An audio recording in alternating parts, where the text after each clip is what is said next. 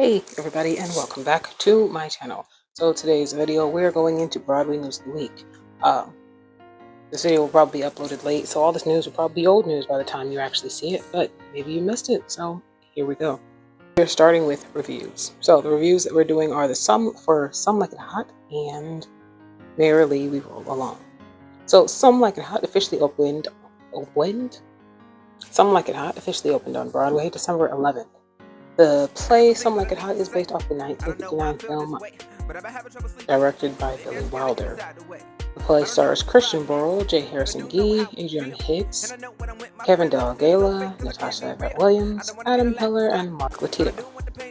Just some of the reviews for this play are: The Daily Beast goes all out razzle dazzle, colorful energy with powerful message about identity, and brushes past the cracks in its own story.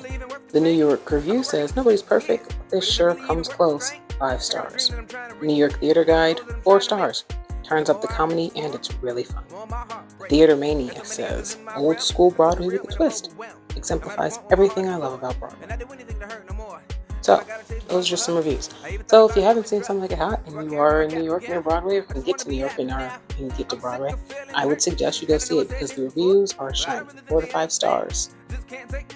Next, we have Merrily We Roll Along, an off-Broadway show that opened on December 12th with Daniel Radcliffe, Jonathan Groff, and Lindsay Mendez. Now, this show is going to go to Broadway very soon, but it had quite mixed reviews. Let's look at these reviews right quick. New York Stage Reviews, 5 stars. To quote one of the songs from the musical, it's a hit. New York Guide, 4 stars. It started out as a dud, a problem child, but it includes some of the most amazing songs I've ever heard. It goes from bitter to sweet and ends on a good note. Now, Theater Mania. The actors are the reason for the success. All the actors give career best performances, but they have no palpable chemistry. Don't buy that they're friends. It finds its beating heart at the center, and it makes its way to the end, where it ends well. They have a good thing going. So, not great reviews. Apparently it's off to a bad start, and then it ends good, and apparently we're not buying the chemistry between the actors. It's not a terrible thing. I just find it strange that these kind of reviews will get you from off-Broadway to Broadway. Meanwhile, 4 or 5 stars across the board, shining reviews, and the support of so many people, and Ain't No Moves just can't seem to catch a break. Moving on to some updates about some stuff that will be coming soon. Q1 next year shows us tours for the plays 1776, Into the Woods, and Beetlejuice started its first ever national tour, December 1st, with our leads being Justin Collette, Brittany Coleman, and Will Burton. K-pop, the musical, shut down abruptly on December 11th after facing the backlash of some casual racism. This was said by Jesse Green in a review, stating that the Korean show used too much of the Korean language and it wasn't fair to those who didn't understand Korean.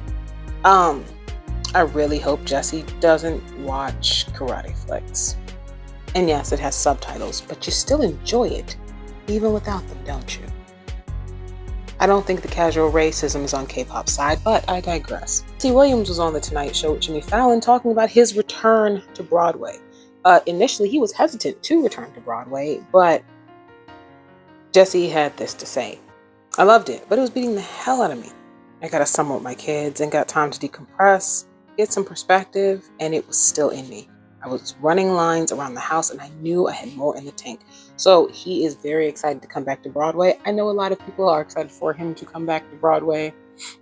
Guys, please remember to keep your cameras put away while watching a Broadway play. I know his time on Grey's Anatomy, I never watched it, but it brought a lot of people to Broadway who had never seen a Broadway play before. So a lot of those people maybe just didn't really know about Broadway etiquette. Please keep your phones away. It's just like going to the movies. Keep your phones put away. Wicked will be returning to Broadway December 12th, and it sees Michelle Park join the cast as Madame Morrible as of recently. Wicked celebrated 19 years on Broadway on October 30th. The new musical has already found its cast and they are ready to go. Well, excuse me, by the time you see this video, it'll be after December 12th, and so they'll have already started going. And as we're speaking about Wicked, we got some amazing Wicked news for the movie coming out next year. We got some updated Wicked casting news last week, which the best of that news for me was Michelle Yeoh and Jeff Goldblum. Oh my god, I am so excited for this movie, which I was going to be excited anyway. I love when they adapt Broadway stage plays to movies because now it's a lot more accessible for people who may not want to or be able to go.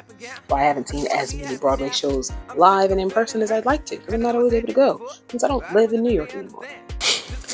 But moving on in other news, the Nutcracker sees a record number of 108 kids dancing in the show for the first time, including some of their lead roles. Because of the pandemic, there was a lot of cancellations, and then they cut off ages for kids who weren't old enough to get the vaccine and therefore didn't let them dance in the show when they did bring the show back. So now they're making up for lost time. And all these kids are going to be dancing in the Nutcracker for the first time. And so I think it's going to be an interesting thing. I think it's going to be really exciting. The founders of the Broadway Dreams, which if you don't know is a nonprofit organization, were honored at their annual gala on December 15th, celebrating 15 years. The event was headlined by Jennifer Holliday and Patrick Cass, Jackie Burns, and Morgan James, and so many other people. In case you haven't heard, the 2023 Tony Awards will be held at the United Palace in New York on June 11th for the first time ever.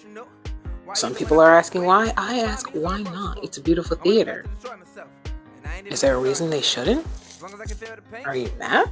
Because I'm not.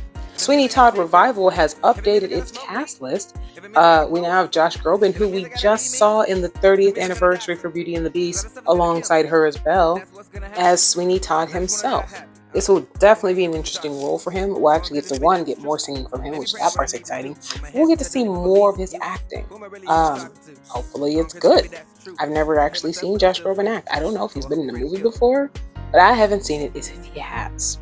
Amelie Ashford is Mrs. Lovett, and joining the cast new is Jordan Fisher as Anthony. So yeah, so we've got a whole cast now, as far as I know, and I can't wait to see it, honestly. If you haven't seen it already, ABC's Beauty and the Beast 30-year anniversary has already dropped, and her and Josh Groban did an amazing job, and the costume looked really cool. But if you haven't seen it, well, there's a review up on my channel right now, shameless plug, and you can go watch that review and decide for yourself if you want to see it if you weren't sure about it before. If you have seen it, you can go watch that review and listen to my thoughts and give me your own. So if you follow me on social media, specifically TikTok, which I tend to say a lot whenever I say this. But anyway, if you follow me, you remember me announcing the Ain't No Mo show closing on December 18th after 2 weeks and amazing reviews. The New York Stage Review, 5 stars, first-rate political comedy. The New York Theater, the show and creator are very impressive, and it's an extraordinary cast. New York Theater Guide, 4 stars, a bat sketch comedy with a black experience. Variety, uproarious comedy with a dynamite cast. The Wrap, government makes an offer some can't refuse in this astounding play. Okay, the producer Lee Daniels joined with BET and was supported by RuPaul, The Smiths, Lena Waithe, and unfortunately for some strange reason, which we all know, the ticket sales were really low despite all the great press. Of course, the support of the Smiths and Lena Waithe doing a show on them came after the call for help. Now, the show closing was pushed back an extra week, but honestly, that doesn't feel like enough. And I feel like we're just not doing good enough. But I hope that this push has helped people to see that we belong on Broadway. We belong and we deserve to tell our stories on Broadway. And hopefully, we'll have a lot more support. Something else I said, film director Darren Aronofsky wants to bring Black Swan to Broadway, and I am all for it. I think it would make a perfect Broadway play. I think it would make an even better ballet. But whichever way they go, if they even do it, I am all for it, and I will be hoping to be able to see it.